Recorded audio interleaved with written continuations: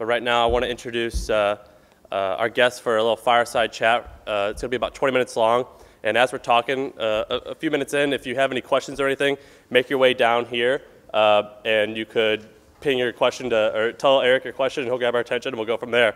But I want to introduce the founder of Tickle and BranchOut, Rick Marini.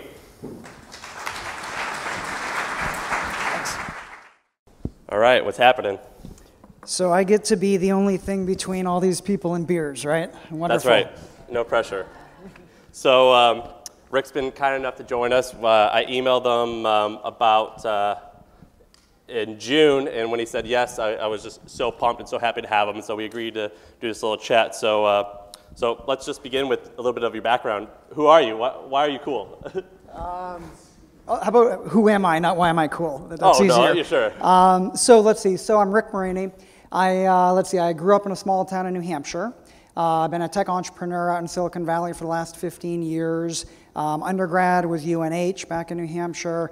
Then started to work for a company called Fisher Scientific, doing corp dev, corporate finance, not technical kind of stuff that we do out here. And then went to Harvard Business School and got my MBA there. And that really changed my life because I met my co-founder of my first company there, a guy named James Currier. And James and I at HBS took the Myers-Briggs test along with everyone. And that sparked the idea for our first company, which was called Tickle.com. Tickle was the largest personality testing site on the web, and it actually became the 18th largest site in the world at one point. And we started that company back in Cambridge and moved it out to San Francisco back in 2000, and grew that company to a $100 million exit back in 2004. Stuck around there for a couple years, and with an earnout with Monster. Started my second company, Superfan, which built Facebook apps and social games, kind of a digital agency for brands like CBS and Universal and Sony and others. And then had the idea for BranchOut, so pivoted the team over to doing BranchOut. And BranchOut at this point has over 800 million profiles, so that's grown into a big site. And other than that, I've also done a lot of angel investing. I'm in over 40 angel investments and advisory roles now. So just for the record, I just realized this. We did not plan this, our outfits. Just wanted to get that out there. I just realized this. Very similar. Yeah. Yes, great minds think alike, Wow. I think. Same socks? Yeah. Well, no, hopefully, yeah, hopefully not. Close. Okay. Yeah. If only I had the Patrick Dempsey haircut, we would just. Yeah. So. I don't know if that's good or bad, but go ahead and move on. Oh, it's good. So before we were hanging out a couple weeks ago, and we were chatting, and you said that when you started Tickle, you had two goals. You said you're not going to quit unless you either went public or sold it for $100 million. And when you think about it, for a quiz company, I mean that's mind-blowing. Like, who on earth would think that? Most people would never think that's even possible. What made you think that was possible? I mean, did you have market validation? Was it a gut feeling? I mean, what made you, you were crazy. Why did you think that? So it was more gut feeling. There was no magic around that number. It just felt like a big round number that two guys from small town New Hampshire could strive to get there. You know, $1 billion sounds too unattainable, but 100 million sounded like, hey, if the stars align and we work hard, maybe we get there. And, you know, when you've got a successful company, you know, your goal is always going to be to go public, right? Every entrepreneur wants to start a company and go public. And one of the lessons there is you've got to know when to sell and when to hold and keep going. And I think a good example of that is Mark Cuban, who started Broadcast.com. He was very smart to sell to Yahoo for $5.7 billion back in the day. And then Mark Zuckerberg was very smart not to sell to Yahoo for $1 billion and keep going. And now Facebook is worth almost $200 billion. So, you know, I think the lesson there is you've got to know when the right time is to sell. And for us, we had 7 different offers for Tickle. And the 7th one is finally the one that got us to 100 million, which we can go back to later. But once we got to that number, it felt right. Which was way different than what Joel was talking about earlier. He was talking about lean methodology and validating and market validation. But for you, it was just a gut feeling almost. Yeah, it was a gut feeling. It was a goal. You know, you want to set high yet attainable goals, and we got there. But you know, there was also when you're in a position like that where you can see the future and you understand your business better than anyone else, of course. When you've got a high probability of success, the way that I think Mark Zuckerberg saw his business going, that's when you don't sell. When you don't see a very clear path to be able to get to the next level, that's when you sit back and you say, maybe I should lock in some money now. And especially, you know, coming from, you know, I didn't come from money. So when you have the chance to do that, put some money away, which, you know, it can be rainy day money, so you can go take some bigger chances later. I think that makes a lot of sense when you don't see a clear path to getting to the $1 billion. All right. So since Tickle, you've done Superfan, you've done BranchOut, and now you're an investor. I mean, you've done a bunch of different companies. When you are starting out, how do you judge between going after something that you're extremely passionate about versus something that is very clear that it's an opportunity to make a lot of money? How do you balance that? Because it seems like something that everyone struggles with. So I think any entrepreneur starting a company should probably write down the 5 or 10 things that motivate them. And financial return should probably be one of the 5, but hopefully not number 1. And following your passion because you love a certain space should also be top 5, definitely top 10, but maybe also not number 1. You know, a lot of people like me love sports or music and would love to build sites around that. The reality for most is that it's really hard to be able to attract a lot of money into that from venture capitalists, as well as to be able to build it up and get a lot of traction because there's a ton of competition, and hard to have a big exit, right? So when you start to raise money, you've got to be realistic about, do I have an idea that goes beyond my personal passion? Is this an idea that can get VCs or angels really excited, and not just get me excited, but get, you know, the entire ecosystem behind this? You've got to hire people that would be potentially leaving their jobs, leaving their high-paying jobs that pay their bills and support their families, to also come on board with you, which again, your passion needs to translate beyond just what you're into, and be able to support bringing investors in, bringing other employees in, and being able to give a good return. So it's not just about the financial return. It's not just about the passion. You want to bring all those together to be able to do something that gets you excited every day. And I don't just mean I want to do a music site because I love music getting excited. I'm an entrepreneur that has started a couple different companies, and they weren't my passion. Like online personality tests with Tickle wasn't like my passion, and with BranchOut, career networking, recruiting on Facebook isn't my passion. What is my passion is the ability to create companies that touch the lives of hundreds of millions of people. So with Tickle, we had 200 million registered users. With BranchOut, we have over 800 million profiles.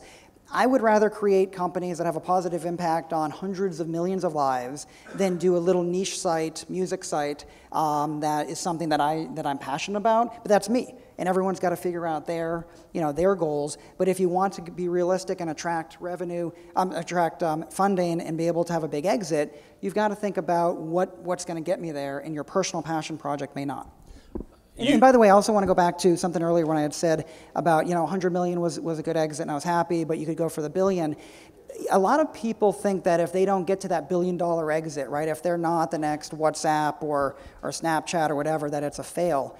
You know, if you raise a small amount of money, especially angel money, and you sell your company for 5 million, 10 million, 20 million, that's a big hit. And that changes your life in a big way, as long as you didn't raise too much money, where you still own a lot of the company. So, if you guys are thinking about starting companies or getting involved early stage in a company, there's absolutely no shame in selling for 10, 20, 30. I mean, that's a big hit. Silicon Valley is really focused on the $1 billion exits, A, because it gets headlines, and B, because that's what the VCs need to hit. But for most entrepreneurs, that $1 billion exit is never going to come, but being able to lock in, X millions of dollars is life-changing, and that's far more important than getting, headlines in TechCrunch. And by the way, as we're chatting, if anyone has any questions, we got a mic over here. You can line up, and we'll try to call you so you can ask your questions as we're chatting. But you mentioned that you said there was 5 things that mattered to you when starting a company. You said passion and also the financial gain. Are there 3 other ones that you actually have for you? I didn't bring my list with me, but I'll kind of make some up. So I think, being a founder of a company, one really cool thing that you get to do is you get to pick who you work with. So for me, I like to hire people that are highly intelligent, people that have integrity, people who are entrepreneurial, they roll up their sleeves, they work hard, and people that are fun. So that's who I like to work with, that's who I like to be, and that's something that's important in running companies, I think. And again, I talked about being able to change the world in a big way. That's something that if I'm going to spend my time, some people say, if I could just change the life of one person, it's worth it. It's not for me, because I think a lot of us here in Silicon Valley are really lucky. We have the ability to touch millions of lives. I don't want to just help one person. I want to help 10 million, 100 million people. Right. And so if I were in the crowd right now, I'd be thinking, well, it's easy for you. You've had a $100 million exit. It's easy for you to say these things. Well, if you didn't have that $100 million exit, clearly you've started companies since then. How would you do it without that cushion? Let's say someone's out there and they're broke. Let's say that someone's an employee. They're having to work part-time just to pay for their living. What would you, if you were in those shoes, what would you do? Okay, so I'll answer it as an angel investor. I've done 40 angel deals. I bet half of them are probably from serial entrepreneurs, people that had an exit and they want to do another one, and maybe it's their second or their third company. Guys like Travis and Garrett at Uber, right? So I've been friends with those guys for 10 years. They had done 2 successful companies before, and then they did Uber. There's other guys that I've backed that are first-time entrepreneurs. I mean, look at Mark Zuckerberg. I wish I was a backer in Facebook, but look at him. Like, he started a company, he was 18 years old, right? So it doesn't matter that you've been able to do it once and then it's easy street after that. The reality is, if you're a passionate person, if you've got a really interesting idea, if you can execute on that idea, if you have a good attitude, an attitude goes a long way. I mean, life to me is kind of 10% of what happens to you and 90% of how you react to that, right? So if you have a good attitude and you have all those other things lined up, you're going to be able to attract great people around you as well as investors, people like me and other angels and VCs. So there's absolutely a path to being that next Mark Zuckerberg for people like that. And as a non-technical guy, would you be following the lean methodology that Joel was talking about? I mean, that wasn't exactly the case with Tickle, but is that what you would do now? Yeah, so I mean, it's a lot cheaper to start companies now than it was back in 1999 when I did my first company. But one thing as a non-technical founder, you have to find your tech soulmate. And if you don't find them, don't bother trying to raise money if you're in a tech company, because the first thing that the angel or the VC is going to ask for is, all right, well, I've got the idea, I know what you're going to do. Now I want to understand the technology. Where's your CTO? Let me talk to him. So you absolutely have to find that technical soulmate when you're starting a company. And that's something that you do now as an angel. I mean, you're always... Absolutely, yeah. I mean, even as a non-techie, I've been around this for 15 years, so I can ask enough of the right questions, and if I'm not hearing the right answers, like I don't have a CTO, I mean, that's obviously a red flag. All right. Do we have a question? We do have some questions here. What's going on, Rick? I'm from Boston, lived in New Hampshire for a while, so I love me some Kimball's orange pineapple ice cream. So here's my question. It's kind of two-part. One, I would love to eventually become an angel investor. So first question is, what would you say is the minimum capital you need to become an angel investor? And the second question is, do I really need to go to business school to get there? And I really mean that neutrally. Like, what did you gain from business school that you wouldn't have learned on your own? I'm going to take the second one first because it's a shorter answer.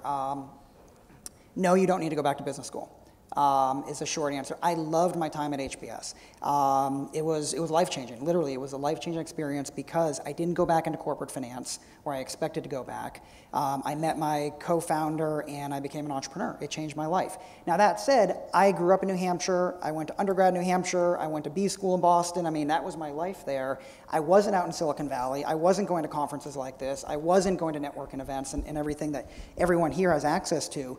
It could be a waste of 2 years of your life to go back. And I'm a proponent of education, but you can educate yourself here. Go work in a startup for 2 years and learn a ton, especially if you want to be a founder. Like what I always tell people who want to be a founder is, if you've never been in a startup, you're jumping in too early. Go work for a startup, learn on someone else's dime. By the way, if you go to HBS, it's going to cost you what, I don't know, 75,000 a year, whatever it is. Instead here, you're getting paid 100 grand or more, whatever it is, to work and to learn.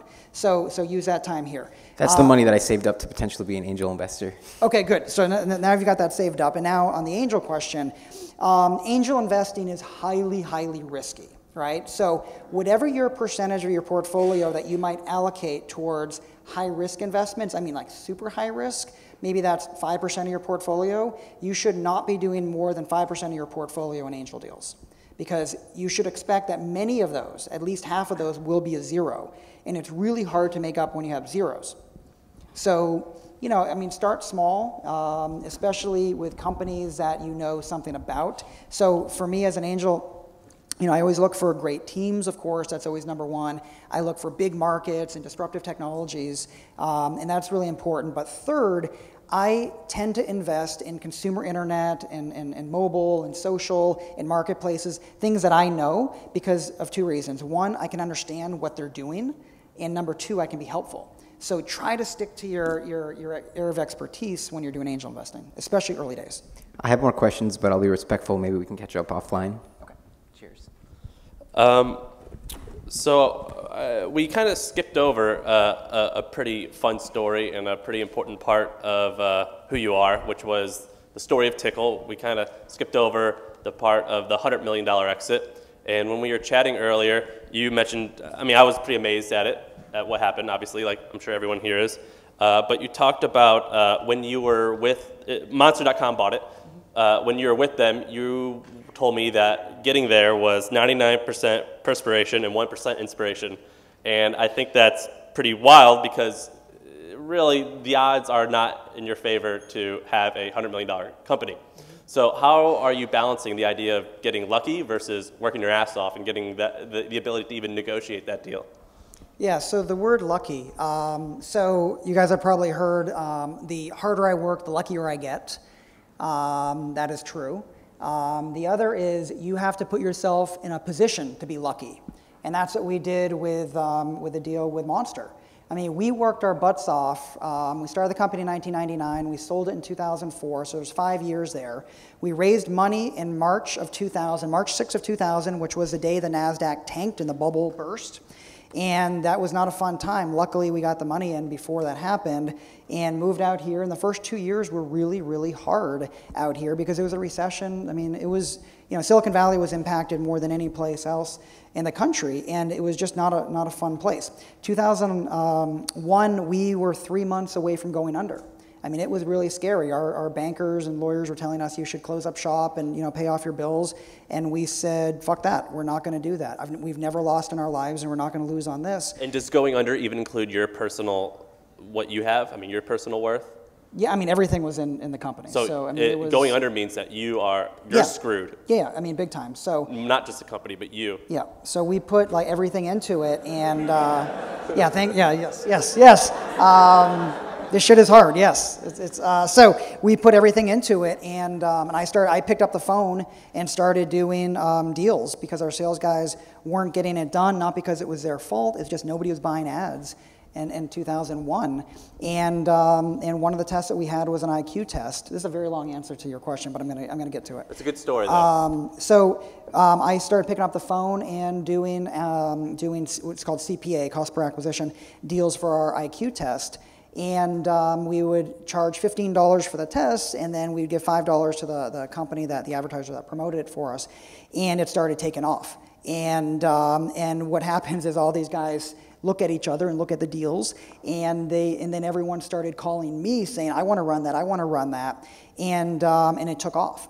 And that saved the company. And in 2011, we went from 3 months away from bankruptcy.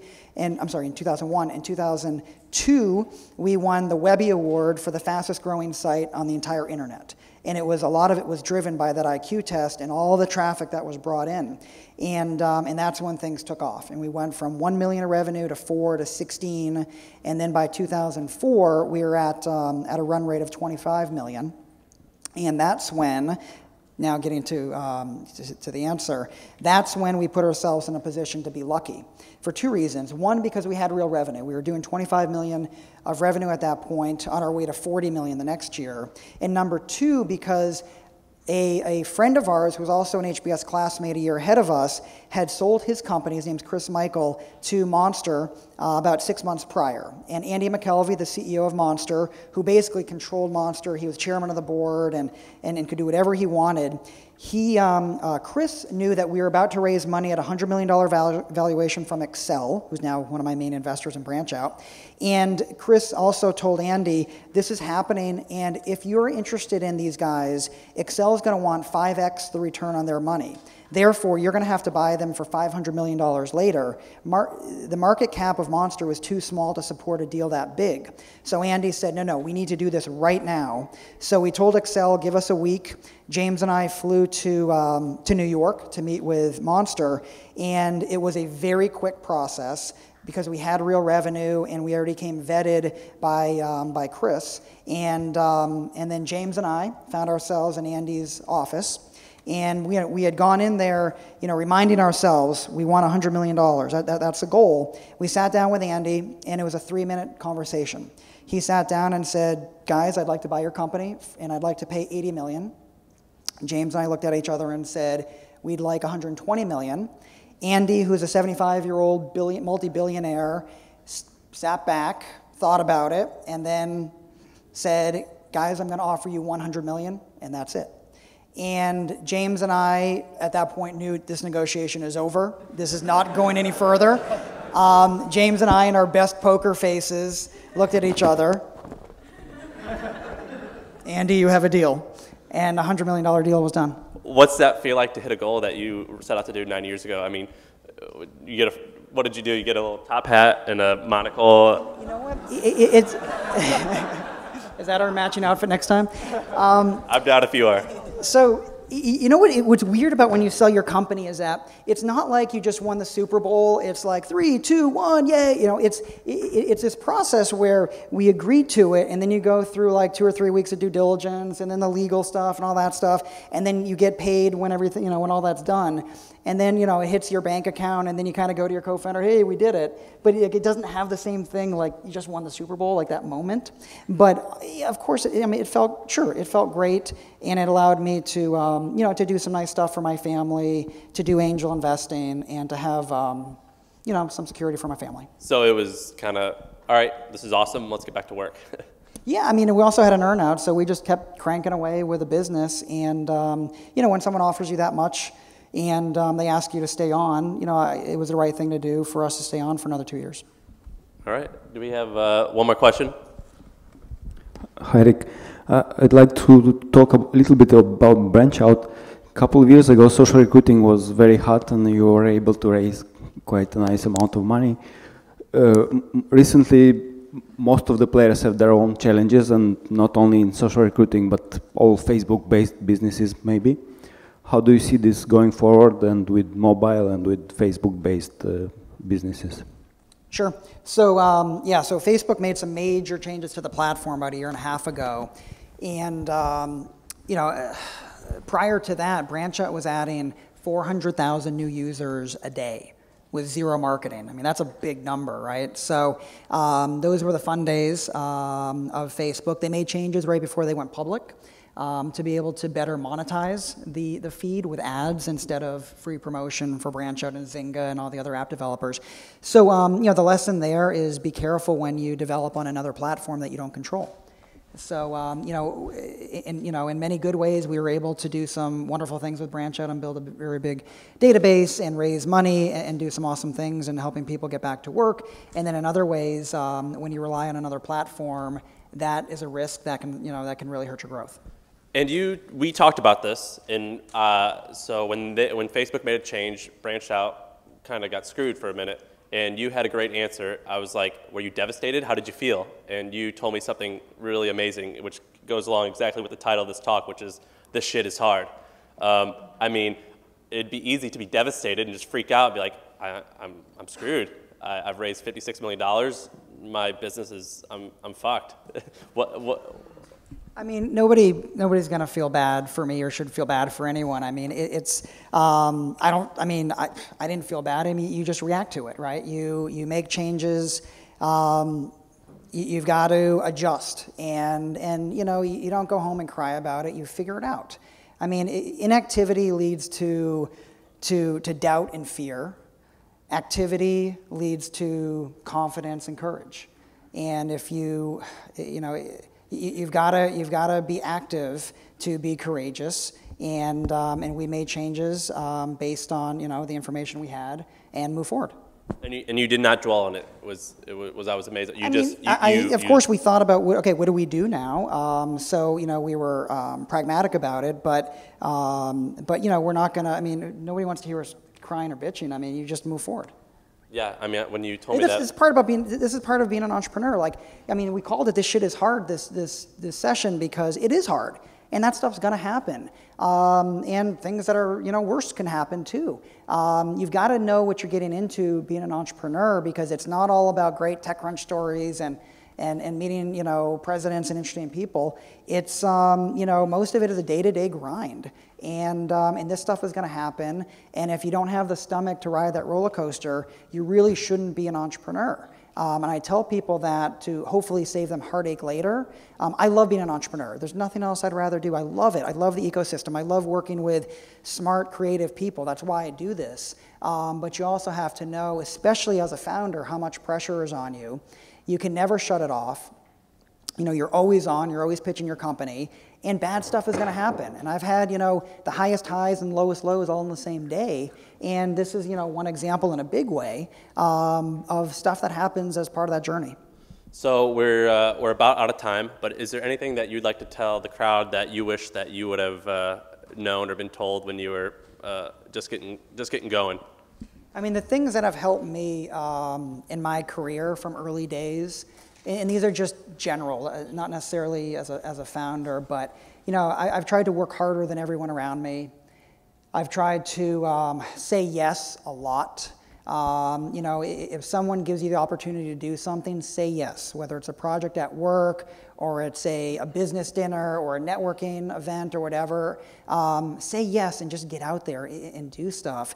And then, I talked about attitude earlier, but having a good attitude goes a long way, not just as a founder and kind of rolling with these punches, but also early in your career, because, people want to mentor the smart people that have a good attitude, that are willing to work harder than anyone else. You're going to stand out. You're going to get the best projects. You're going to get mentored by the best people. So those three things can take you pretty far. Well, before we wrap up, we do have a cool little surprise. We've got, I think right now we should have 1 or 2 school buses outside. So once we wrap up here, Sales for Startup has been kind enough to provide us with 2 buses that are waiting outside for us right now. So if you're interested in going to the after party, which is only about a mile away, we can all get on that bus together and head over there. So please check out Sales for Startups. Bennett and the guys here are awesome. They run a bunch of sales workshops, so we got that going. And I just want to thank you for coming. This has been really badass. And thank you, everyone, for stopping by. This has been a really, really, really great day. Thanks, guys.